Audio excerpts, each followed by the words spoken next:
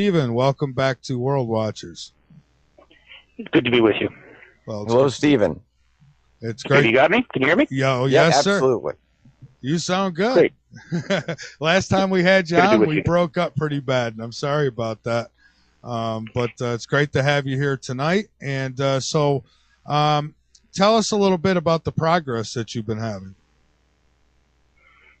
Well, the next step in the advocacy work, which aims to finally put the government in a position where they have to tell the people the truth about the ET presence, is the Congressional Hearing Initiative. It's a big deal.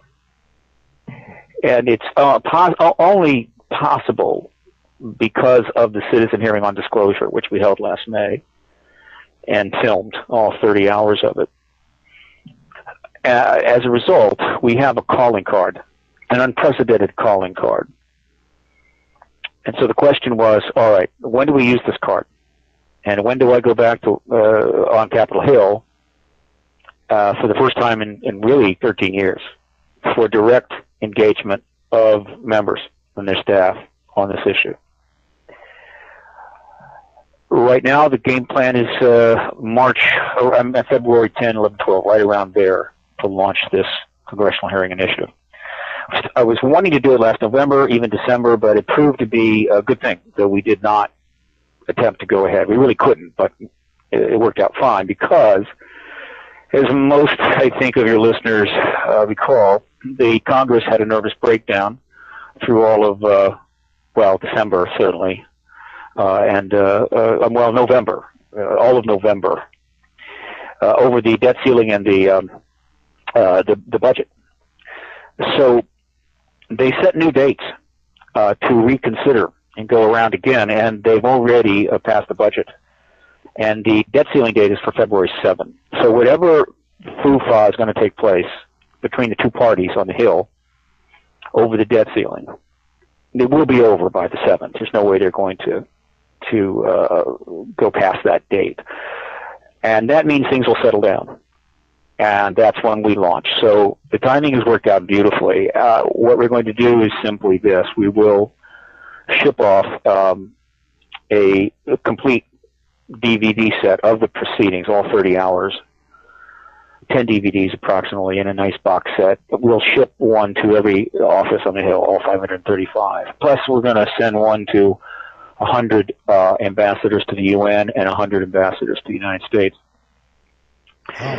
A few days after that, I'm going to be doing national media, national radio, and calling on everyone who hears my voice to send an email and multiple tweets to their two senators and congressperson, their senators, just those three, asking that they look for those DVDs and look at them, and also meet with me about congressional hearings for the witnesses ready to testify. So in the days leading up to those arriving in their offices, they will be getting all these emails and tweets, sort of letting them know these DVDs are coming. And then they'll continue to get those contacts after the DVDs have arrived, which will help to ensure that staffers in some of these offices look at some of this material. Shortly after that, I will come knocking on their door, asking for direct meetings with the appropriate staffer over those DVDs, the citizen hearing, and the fact that we want congressional hearings. PRG has identified the top committees, the appropriate committees in both the House and Senate. And so the way it's going to work is I'm going to start with only members who are on those committees. Right? I'll approach those offices, and I'll start with the multiple committees. In other words, if you are in Congress and you sit on 3 of the appropriate committees, you're going to get contacted first. And then after that, everyone who sits on 2 and then 1. And that's a lot of people. That'll keep me more than busy. I'll be contacting all those that sit on the appropriate committees and asking for a meeting. All this will be taking place through the end of February. This will all happen in a span of about 20 days. At least this initial move. And I will keep a track of every office that declines to meet. And not long after that, at some point, I will publish to the web a list of all those offices with their contact information that decline to meet, and then I'll ask once again for everyone, not just everyone, to contact those offices, not their constituent representatives, but those offices.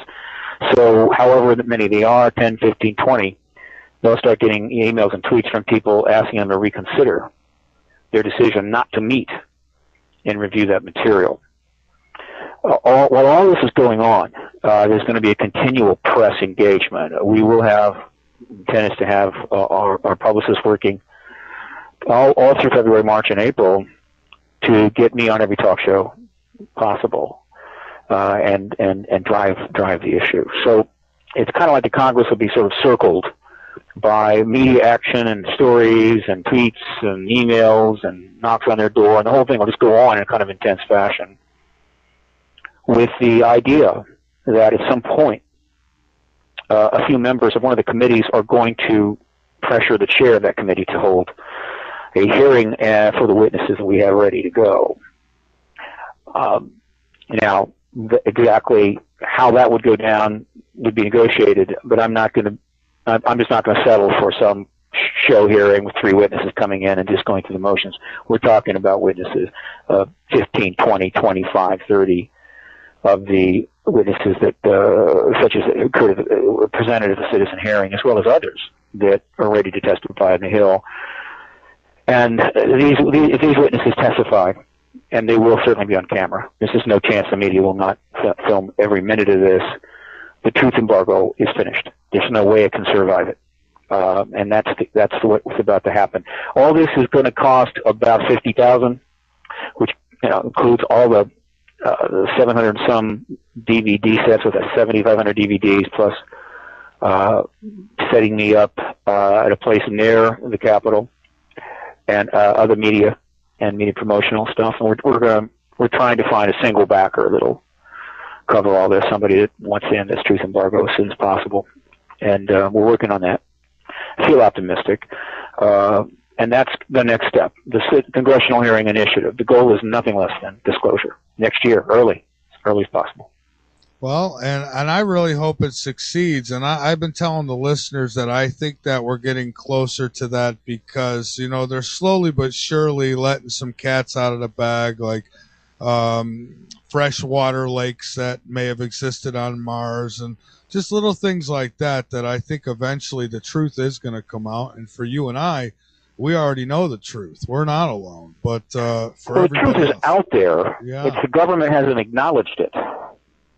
Well, there is a difference. You know what I mean? The acknowledgement is critical to our going forward as a nation, U.S., and as well as a planet.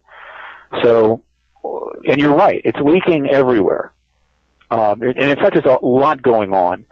We are literally seeing the early stages of what amounts to a revolution aimed directly at the massive secret empires that have been built since World War II. There have been some revolutions in smaller nations, particularly in the Balkans, from time to time, but the big ones, the big structures, which is, of course, what exists within the United States, UK, and Canada.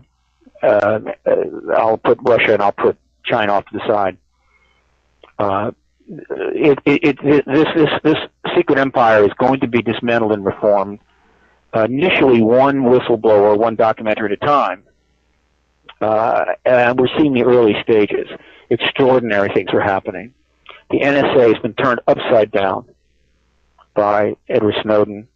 There are more Snowdens very likely in our future. WikiLeaks has driven several nations up the wall. Both of them have considerable more material they can put out at will. Barring some sort of assassination squads, there's really nothing much these governments can do at this point. Recently, a nice couple came forward and announced that they were the ones that burglarized the FBI office back in 1971 on the files about the FBI doing COINTELPRO against the anti-war movement and other movements. They could do this because the statute of limitations is over. The public's acceptance and understanding of such people is improving. Nevertheless, the governments are still hurting whistleblowers. They are fighting back to some degree. It's the early stages, but it is really an extraordinary time, which brings me to the key point, and something that I've said publicly many times, that the disclosure event, the acknowledgement, not only that there's an extraterrestrial presence, but that the major governments of the world have withheld that from their people for 6.5 decades. That event, in the aftermath of that event, I believe we will see the greatest era of institutional reform ever seen, in terms of the scope, the size, the breadth, the number of entities, organizations, institutions involved. It will just be extraordinary. And so what you're seeing now is just a little taste of that. But if you think that Eric Snowden and Bradley Manning and Julian Assange are just too much, right? That's just too much for the governments to have to put up with, and it's just not fair. Let me tell you, after disclosure, it's going to be raining Edward Snowden's, Julian Assange's, and others. Well, Steve, but I'm talking about bloodless revolution, right? I'm talking about an era of reform where the public finally says, look, we want to fix this stuff. We're no longer just going to listen to your lies. We're not going to go along with it anymore. You're going to reform. You're going to get transparent. We'll reconstruct things so we can have these kinds of services, intelligence operations, and so forth, with proper oversight and reasonable limits. That is what I think could happen post-disclosure, and that's just one of many massive potential implications of this, quote, simple little event of truth-telling. I love the timing of this, because I had done a video with Alfred Weber. Actually, there's two of them that have the same information. Based on what I can get out of the biblical prophecies and the timing of the events we see going on in the world, I would expect that, 2015, you're going to have full disclosure, and it'll be toward the spring, maybe second quarter, because by fourth quarter, we're going to have physical beings here. They're not going to be able to hold disclosure back after that. I think we're actually going to have some sort of a full-blown alien invasion, so to speak, by the fourth quarter of 2015. I can't speak to that. That's not my area. What ETs and other beings are going to do is simply their prerogative. I don't have any sense of that. I can only address what we can do terrestrially. In terms of that, we need, and I want disclosure now, this year, as soon as possible. In fact, I've made this case many times, it's imperative that we have an orderly, appropriate disclosure process occur where governments tell the truth and regain the trust, or begin to regain the trust of the people, before any kind of extraordinary events involving ETs occur on this planet in the open. Because if we don't have that disclosure event first, I can assure you such events will be extremely upsetting, disruptive, and unnecessarily damaging to the social contracts. I would agree. I would agree whole-souled. I've said this time and time again, nothing would change this world quicker. And this is based on what Reagan said. How quickly we would put our differences aside if we were facing an alien threat from outside this planet or outside. Yeah, and that's old world thinking.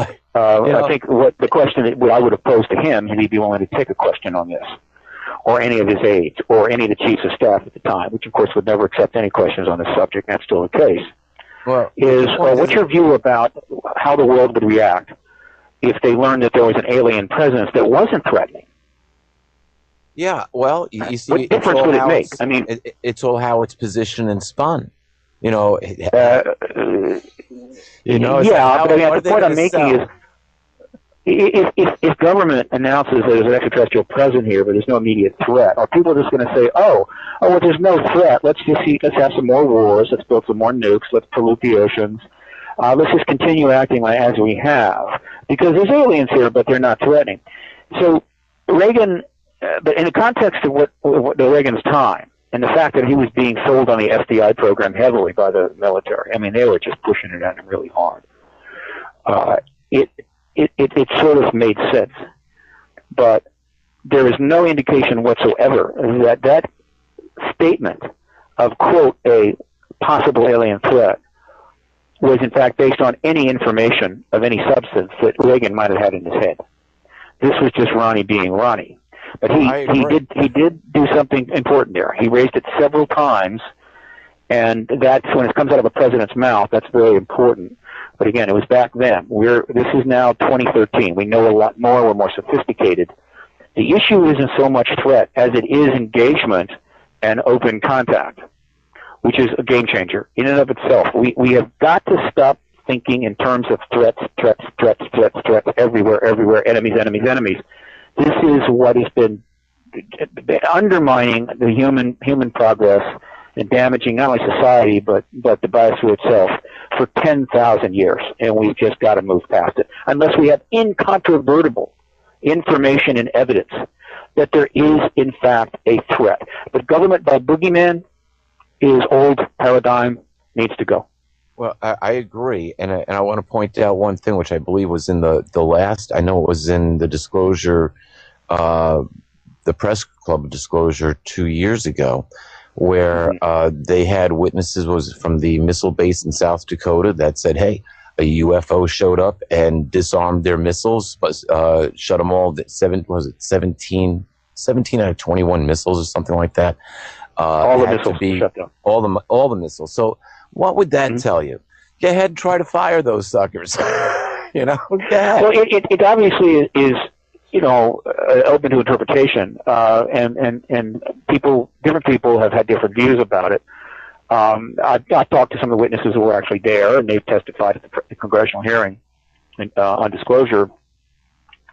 What is known is that not just once, twice, but a number of times, mostly in the 60s, some 70s, but possibly even recently, they have turned the missiles off, and then we turn them back on.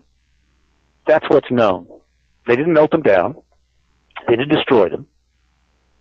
They didn't attach a letter to the act saying, no, here's what's going to happen, or this is what we think. They simply did that.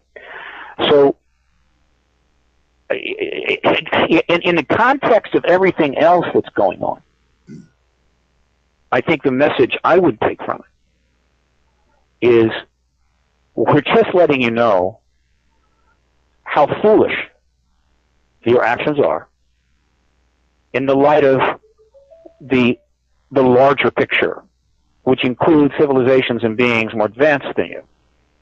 Your weapons, in light of the larger picture, are nothing but a vast waste of money.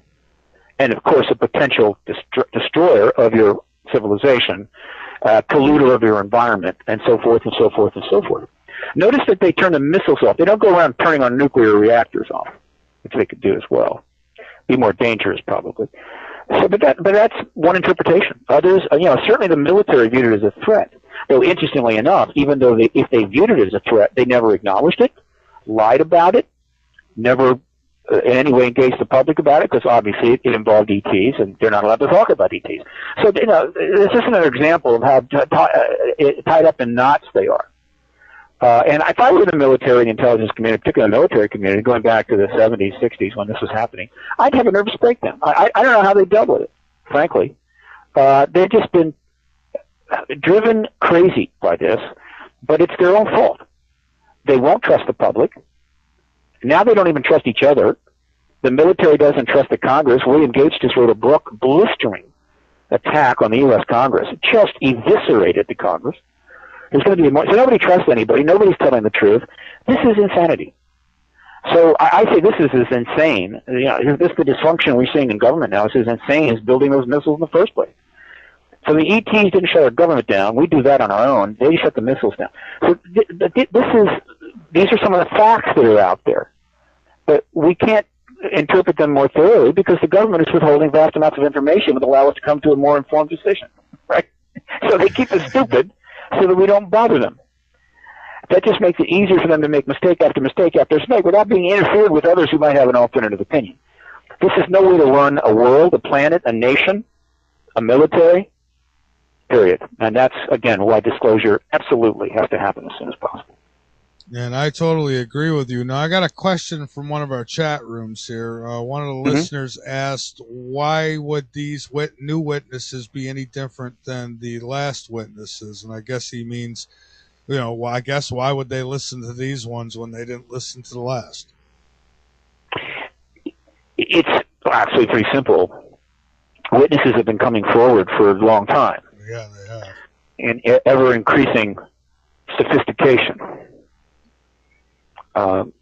Just go back to 2001 and the press conference at the National Press Club. There's been several more since. I've held 5 there. Simple fact is that the press, under the truth embargo, will write it up, but no follow-up. The government will say nothing, no response, and it stops. I mean, that's how the truth embargo works. Mm-hmm. And so why this could be a sea change is that we have created a situation where we might, in fact, persuade this at least one or more committees in this Congress, which has an approval rating of 9% and is the laughingstock of the political world, that it's in their best interest to take on an issue of huge importance and get in the truth business and allow these witnesses in there and just, all they have to do is listen and ask some questions. They're not asked to give speeches about their love of ETs.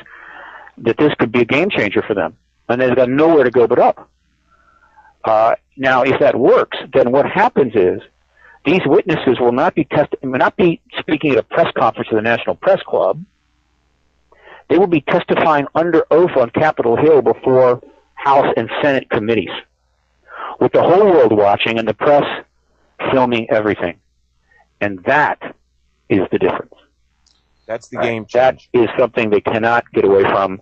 It will trigger a cascade of investigatory activity by the press, and the truth embargo could not even begin to sustain that kind of investigation. It would just collapse immediately. That's the difference.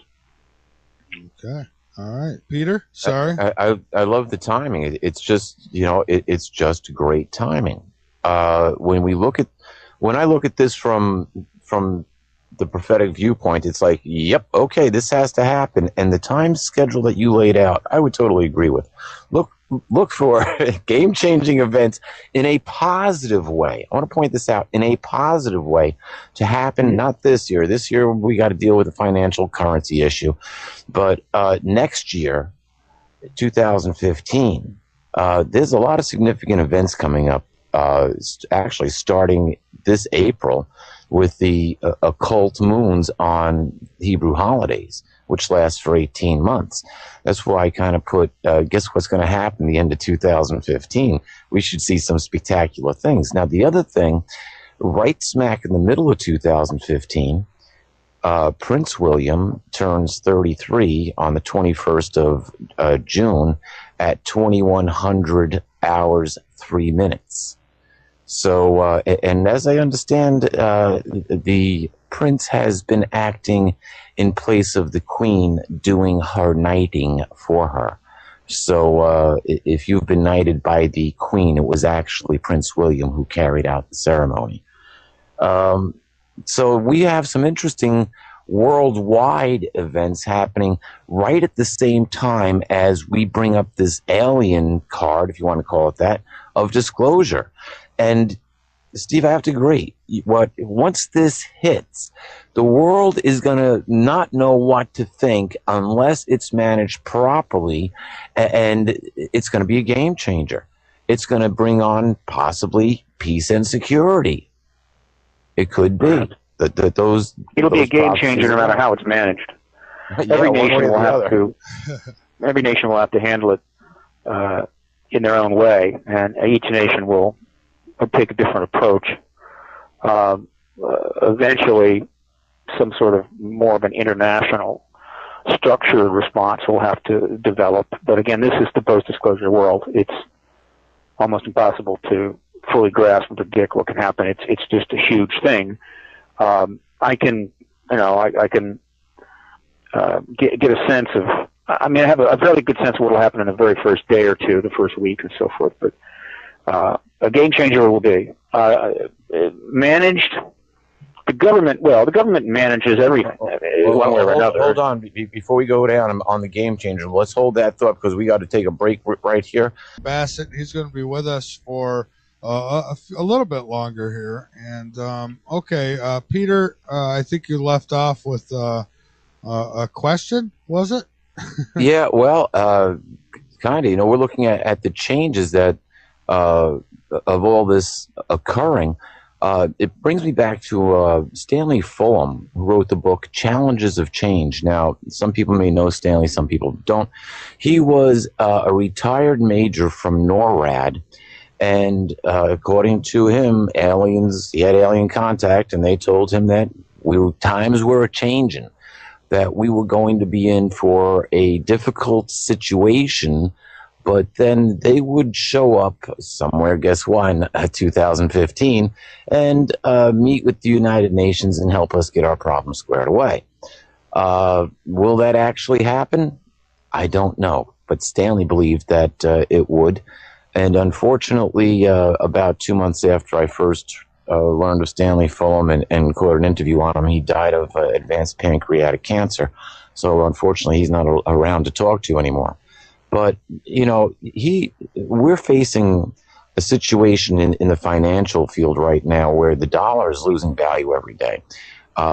We're seeing problems where gold is being artificially suppressed and the dollar is being artificially inflated. There's no doubt there's problems. You don't believe so? Go to the supermarket and go buy some groceries. Your dollar isn't going to go near as far this week as it went last week. So it's in collapse.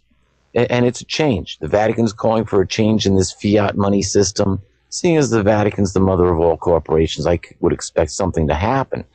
Now, mix this in with the whole financial situation that we're pretty much facing this year, and 2015 could be a time of reform if it's handled properly. That's why I say the timing I find fascinating with this. And so, Steve, based on, you know, the financial situation that we have in the world and what you're doing with disclosure, could you see things really improving? Can Congress really come forward and say, okay, yep, they're here, and this is what they've been telling us, or are they going to try to cover over the whole thing? It's kind of like covering over the elephant in the room right now. You know, it's like, don't pay any attention to the man behind the curtain. Well, the strategy is Congress holds the hearings. They don't have to say anything. They just have to listen. The media will cover the hearings. That will generate enormous pressure on the White House, particularly if the media starts asking tough questions of these witnesses, as well as a number of other political figures that are easily in play.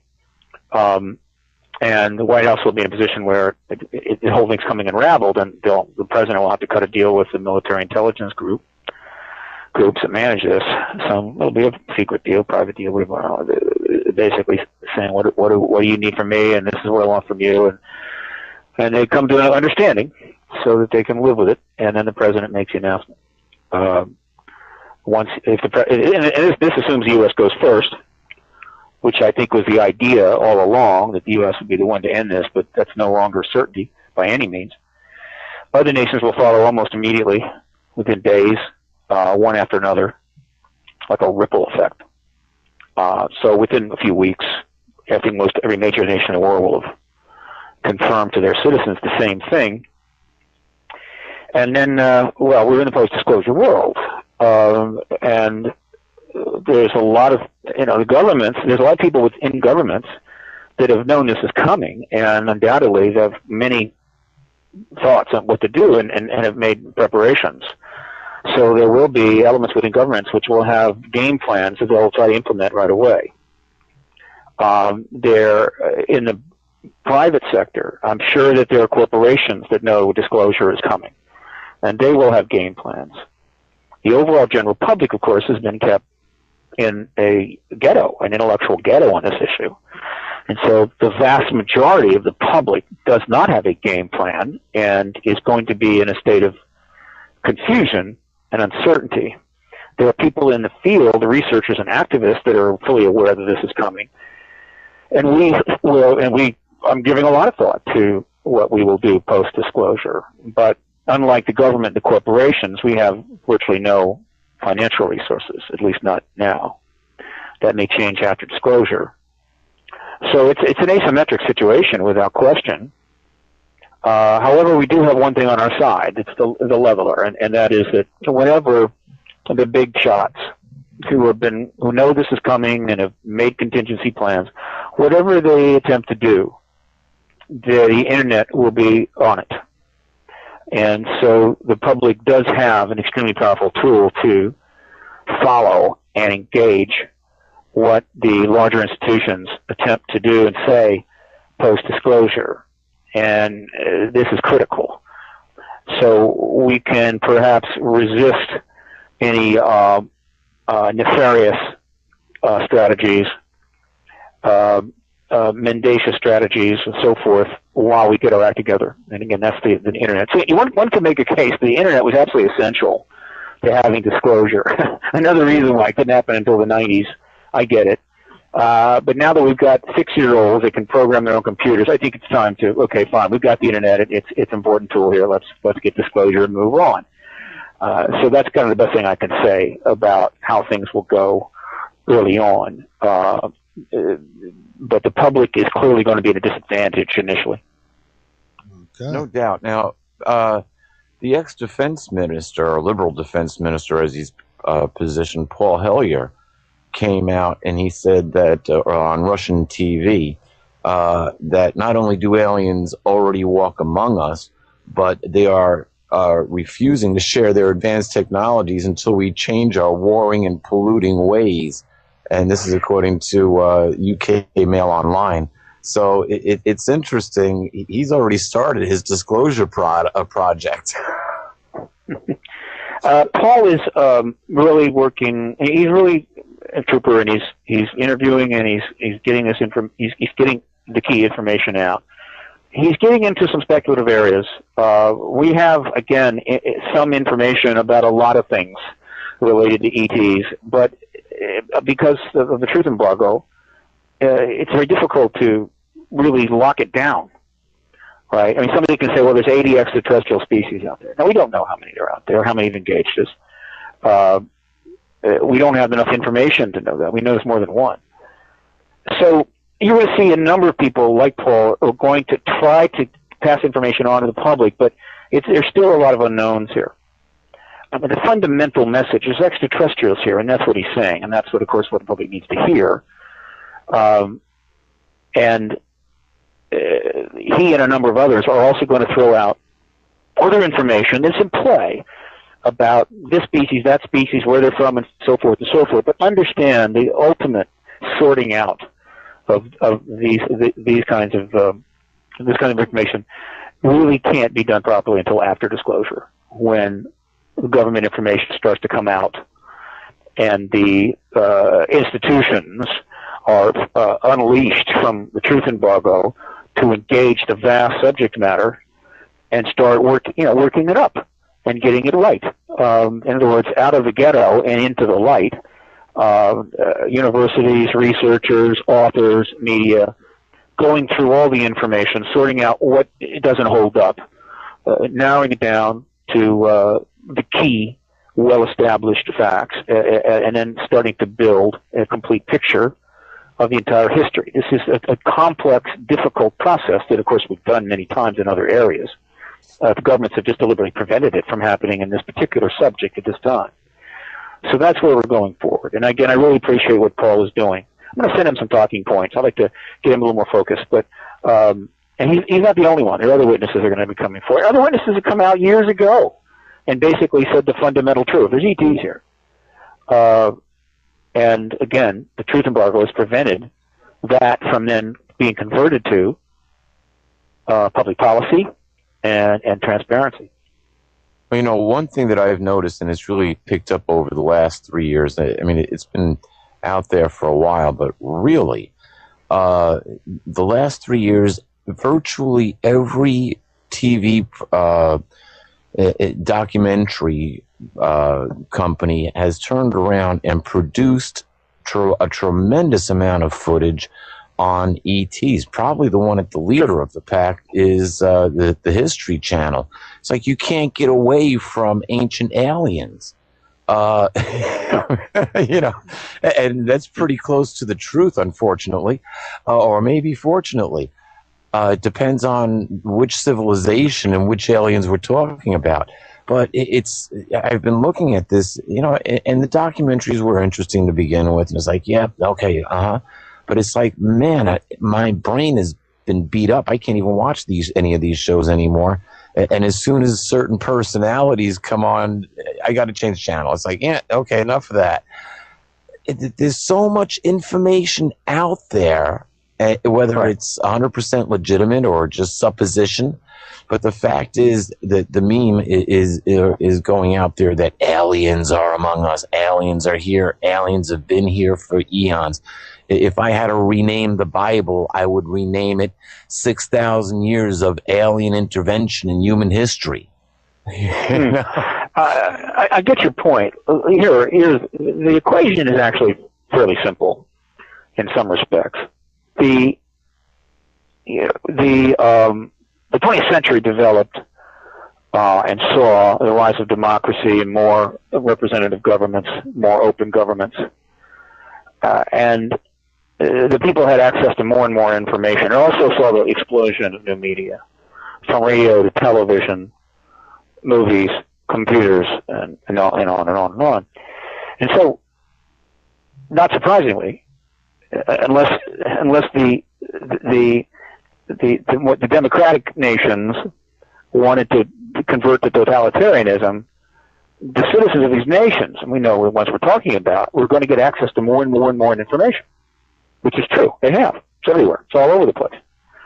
But at the same time, these developed democracies, and I'm talking about the United States, Canada, UK, Australia, New Zealand, France, Italy, and so forth, were locked into a truth embargo started by the U.S. as a policy that they couldn't acknowledge the truth behind all this information. And so that's the point two. That's the second part of the equation. The third part of the equation is simple. Under those circumstances, when you have, and you're going to continue, you're not going to have a coup and overthrow the elected governments and institute a fascist totalitarian state. You're in a situation where your citizens are getting more and more and more and more information about something the government says doesn't exist. Now, what's going to happen? What's going to happen is that trust in government, respect for government, is going to just be eroded every single day. And so I would make the case that the entire truth embargo with respect to extraterrestrial has played a huge part in minimally, subconsciously eroding trust in the social contracts in government. This massive lie that every year more and more people recognize as a lie.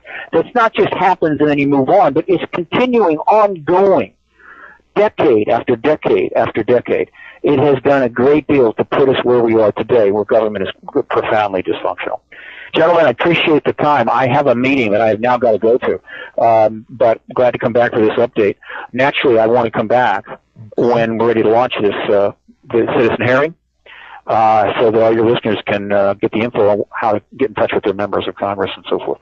All right. Well, Stephen, that's perfect timing because we've got another guest coming up in about another 10 minutes. So I thank you for joining us and keeping us updated, and certainly appreciate all your efforts. Absolutely. Always a pleasure.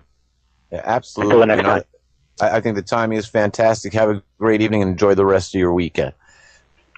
Thank you. All right. Thanks again. All right, everybody. That was Steve Bassett, and I've got him linked up on the homepage of LateNightInTheMidlands.com.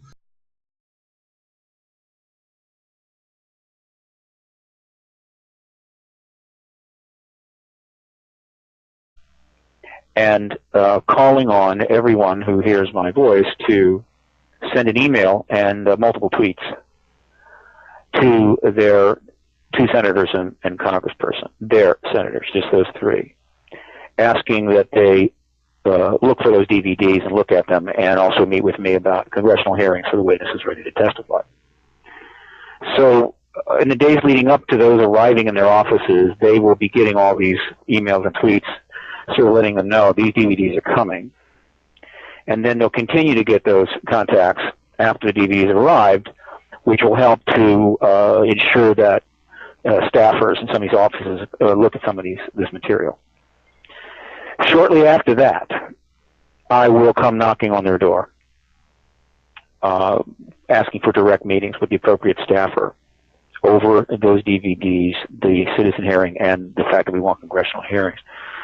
PRG has identified the top committees, the appropriate committees in both the House and Senate. And so the way it's going to work is I'm going to start with only members who are on those committees. Right? I'll approach those offices, and I'll start with the multiple committees. In other words, if you are in Congress and you sit on 3 of the appropriate committees, you're going to get contacted first. And then after that, everyone who sits on 2 and then 1. And that's a lot of people. That'll keep me more than busy. I'll be contacting all those that sit on the appropriate committees and asking for a meeting to launch this congressional hearing initiative. I was wanting to do it last November, even December, but it proved to be a good thing that we did not attempt to go ahead. We really couldn't, but it worked out fine because, as most, I think, of your listeners recall, the Congress had a nervous breakdown through all of, December, certainly, and November, all of November, over the debt ceiling and the budget. So they set new dates to reconsider and go around again, and they've already passed the budget. And the debt ceiling date is for February 7th. So whatever foo-fa is going to take place between the two parties on the Hill over the debt ceiling, it will be over by the 7th. There's no way they're going to go past that date. And that means things will settle down. And that's when we launch. So the timing has worked out beautifully. What we're going to do is simply this. We will ship off a complete DVD set of the proceedings, all 30 hours, 10 DVDs approximately in a nice box set. We'll ship one to every office on the Hill, all 535. Plus, we're going to send one to 100 ambassadors to the UN and 100 ambassadors to the United States. A few days after that, I'm going to be doing national media, national radio. All this will be taking place through the end of February. This will all happen in a span of about 20 days, at least this initial move. And I will keep a track of every office that declines to meet. And not long after that, at some point, I will publish to the web a list of all those offices with their contact information that decline to meet, and then I'll ask once again for everyone, not just everyone, to contact those offices, not their constituent representatives, but those offices. So however many they are, 10, 15, 20, they'll start getting emails and tweets from people asking them to reconsider their decision not to meet and review that material. While all this is going on, there's going to be a continual press engagement. We will have, intent is to have our publicists working all through February, March, and April to get me on every talk show possible and drive the issue. So it's kind of like the Congress will be sort of circled by media action and stories and tweets and emails and knocks on their door, and the whole thing will just go on in a kind of intense fashion, with the idea that at some point a few members of one of the committees are going to pressure the chair of that committee to hold a hearing for the witnesses that we have ready to go. Now, exactly how that would go down would be negotiated, but I'm just not going to settle for some show hearing with 3 witnesses coming in and just going through the motions. We're talking about witnesses, 15, 20, 25, 30 of the witnesses that, such as could have presented at the citizen hearing, as well as others that are ready to testify on the Hill. And if these witnesses testify, and they will certainly be on camera, there's just no chance the media will not film every minute of this. the truth embargo is finished. There's no way it can survive it. And that's what's about to happen. All this is going to cost about $50,000, which includes all the 700 some DVD sets with 7,500 DVDs plus setting me up at a place near the Capitol and other media and media promotional stuff. And we're trying to find a single backer that'll cover all this. Somebody that wants to end this truth embargo as soon as possible, and we're working on that. I feel optimistic, and that's the next step. The Congressional Hearing Initiative. The goal is nothing less than disclosure next year, as early as possible. Well, and I really hope it succeeds. And I've been telling the listeners that I think that we're getting closer to that because, they're slowly but surely letting some cats out of the bag, like freshwater lakes that may have existed on Mars and just little things like that I think eventually the truth is going to come out. And for you and